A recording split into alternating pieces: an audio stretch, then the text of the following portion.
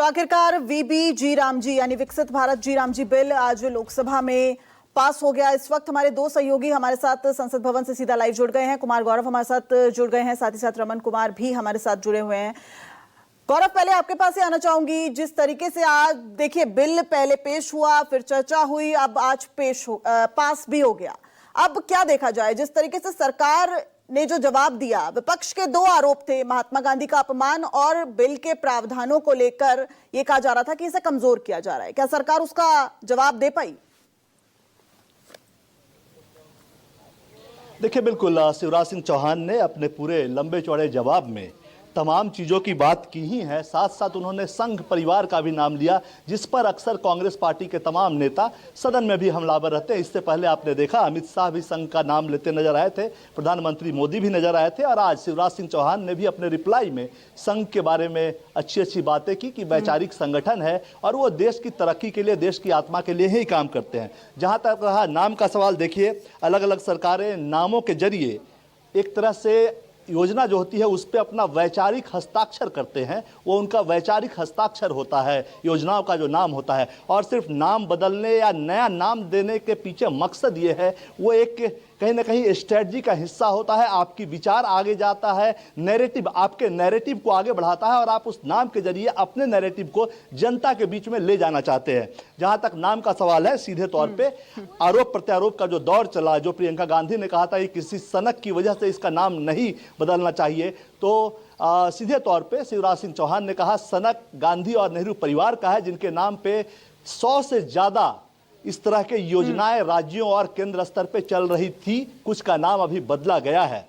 इतना ही नहीं, अगर कंपैरिजन की बात कर लेंगे, एनडीए सरकार की जो पूर्व में अटल बिहारी वाजपेयी के नेतृत्व में भी रही और अभी नरेंद्र मोदी के नेतृत्व में 10-11 साल से चल रही है। अगर बीजेपी के महापुरुषों के नाम पे की अगर बात कर ले तो दीनदयाल उपाध्याय और अटल बिहारी वाजपेयी के नाम पे सिर्फ एक एक योजना चलती है। वो भी अटल बिहारी वाजपेयी को जब भारत रत्न मिला उसके बाद एक योजना, अटल पेंशन योजना, उनके नाम से शुरू की गई थी। इसी तरह से दीनदयाल उपाध्याय के नाम पे जब मई 2014 में एनडीए की सरकार जीत कर आई थी तो सितंबर 2014 में उनके नाम से अंत्योदय योजना शुरू की गई थी। इसके अलावा 3 अवार्ड्स भी उनके नाम पे हैं। लेकिन नंबर्स की अगर बात करेंगे तो गांधी परिवार के नाम पे और नेहरू परिवार के नाम पे हजारों ऐसे आपको उदाहरण मिल जाएंगे कि अलग अलग जगहों पे उनके नाम से कई योजनाएं हैं, कई जगहों के नाम है। और ये अपने भाषण में शिवराज सिंह चौहान ने कहा। जहां तक विपक्ष की तरफ से जो आरोप लगाए जा रहे थे कि इससे मजदूरों का अधिकार छीना जा रहा है, सीधे तौर पे मजदूरों का अधिकार को 25% बढ़ाया गया है। ग्रामीण भारत की जो स्थिति 2005 के आसपास जब इस बिल को लाया गया था उस वक्त थी, उससे आज ये काफी बदला है। और उस वक्त भी जब सदन में ये बिल पेश हो रहा था, पास हुआ था, तो बीजेपी की तरफ से तमाम नेताओं ने कहा था कि ये राज्य में करप्शन का एक बड़ा केंद्र बन जाएगा। ये योजना आलस्य लाएगा लोगों के अंदर, लोग काम नहीं करना चाहेंगे। राज्य सरकार के जो लोग होंगे वो फर्जी जॉब कार्ड्स बनाकर इस पर पैसा वसूलेंगे। तो वो चीजें आगे आई।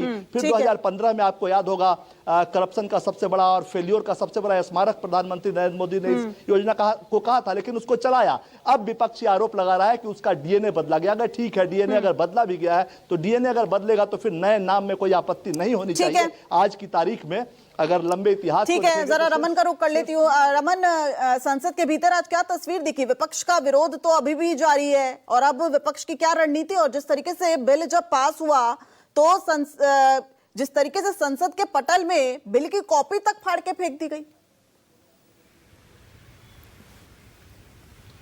बिल्कुल, आज का दिन विपक्ष के हंगामे का दिन रहा। जिस तरीके से आज महात्मा गांधी की प्रतिमा जो संसद परिसर के अंदर है, उस प्रतिमा के सामने तमाम विपक्ष के, संपूर्ण विपक्ष के सांसद इकट्ठा हुए और वहां से मकर द्वार तक उन्होंने मार्च किया और हाथों में महात्मा गांधी की तस्वीरें उनके हाथों में थी और वो लगातार विरोध कर रहे थे कि मनरेगा का नाम बदले जाने का सरकार का फैसला सही नहीं है, गलत फैसला है। बिल में जो प्रावधान है उस प्रावधान को लेकर भी विरोध कर रहे थे कि राज्यों पर 40% का बोझ डाला गया है, 60% पैसा सिर्फ केंद्र सरकार देगी। ऐसे में जो ऋणग्रस्त राज्य हैं वो 40% पैसा कहां से देगी, क्योंकि इससे पहले 90% पैसा केंद्र सरकार की तरफ से दिया जाता था। तो विपक्ष की रणनीति ये है कि इस बिल को बदलने के बाद जो है इस मामले को हम संसद से लेकर सड़क तक किस तरीके से ले जाएं, क्योंकि स्टैंडिंग कमेटी भेजाने की मांग का सरकार ने विरोध किया, सरकार ने उनकी बात नहीं मानी। संसद से सड़क तक अभी भी विरोध जो है वो विपक्ष का बना रहेगा। प्रियंका गांधी इस बात को पूरी तरीके से बता चुकी हैं कि अभी भी विरोध जो है वो इस बिल के खिलाफ विपक्ष का जारी रहेगा। रमन, आप भी बने रहिएगा हमारे साथ, गौरव आप भी बने रहिएगा।